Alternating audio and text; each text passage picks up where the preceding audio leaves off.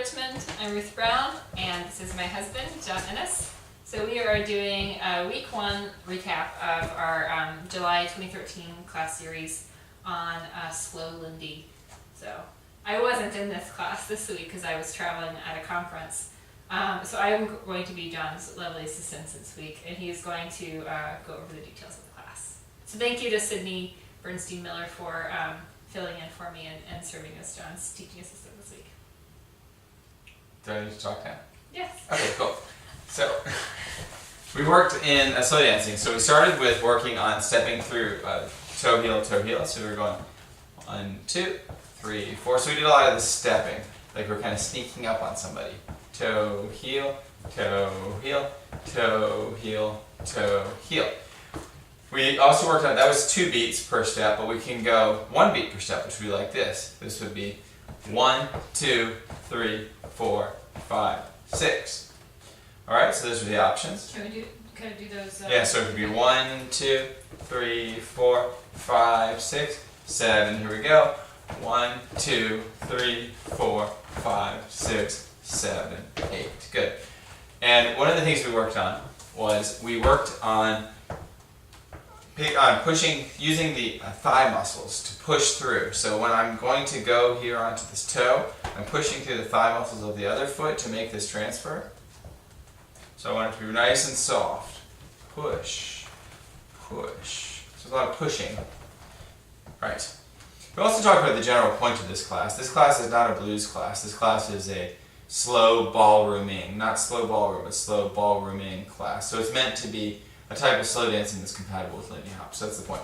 So what we did is we took it into this closed position. Now notice that Ruth is looking over my right shoulder.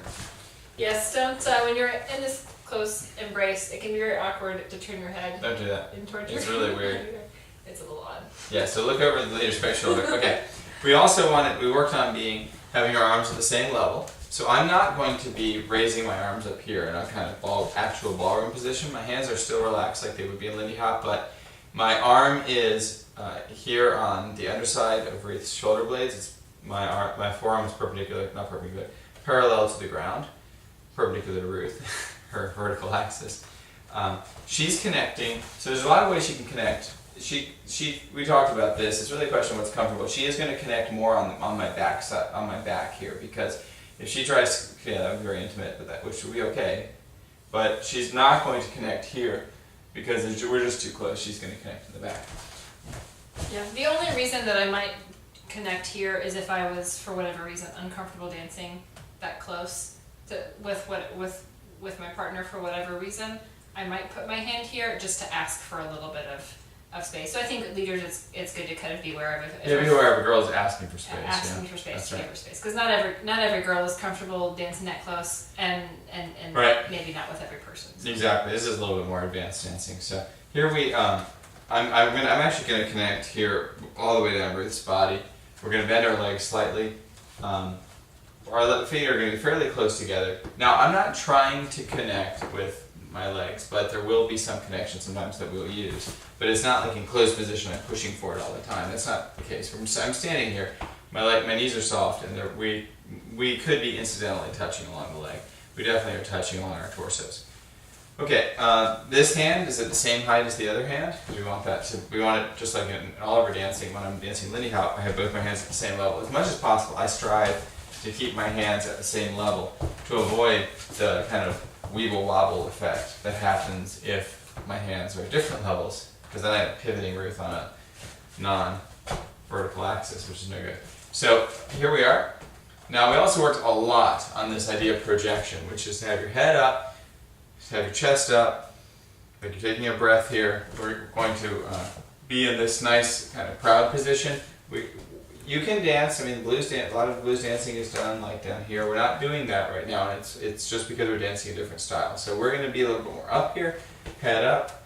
When the guys had their head up in class, they looked much, much better, and that's going to help us to lead more with our body. Like we're going to be able to lead more with our sternum, with our upper center.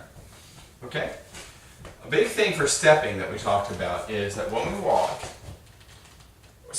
actually, if you were to pay attention when you're just walking normally, you would find yourself doing this to some extent, what I'm going to talk about.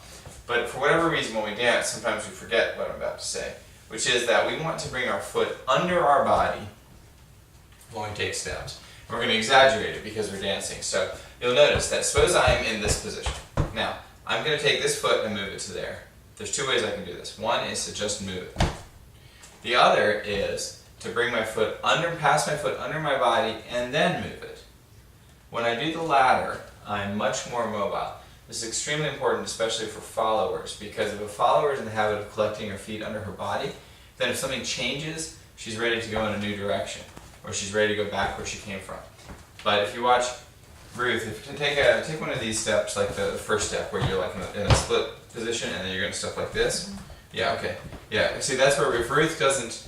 So watch this. Ruth is going to take a couple steps like that. I'm going to try to move you. So let's put your right. Yeah, there you go.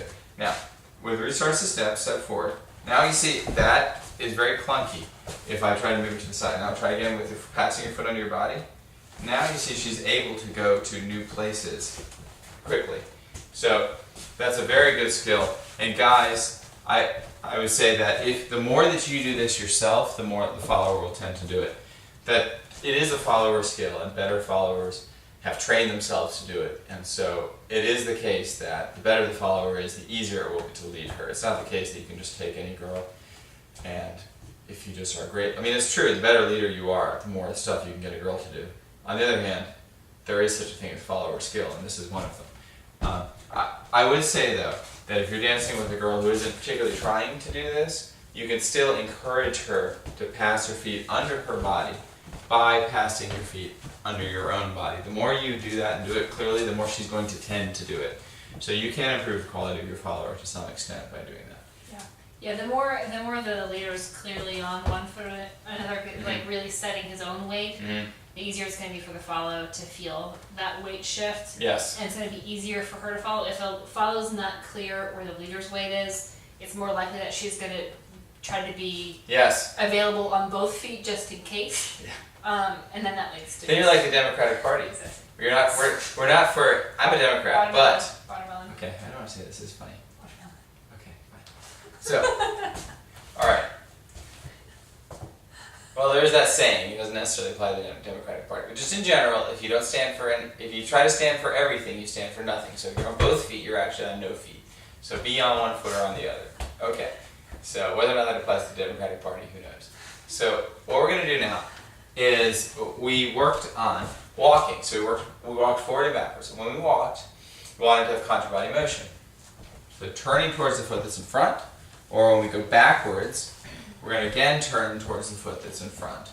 And there's this transition moment, and you'll see it when I go sideways. I'm going to walk towards you with you. That we worked on, first off, stepping on every other beat. So it'd be like this. 1, 2, 3, 4, 5, 6. Now, I may want to change my weight and go backwards.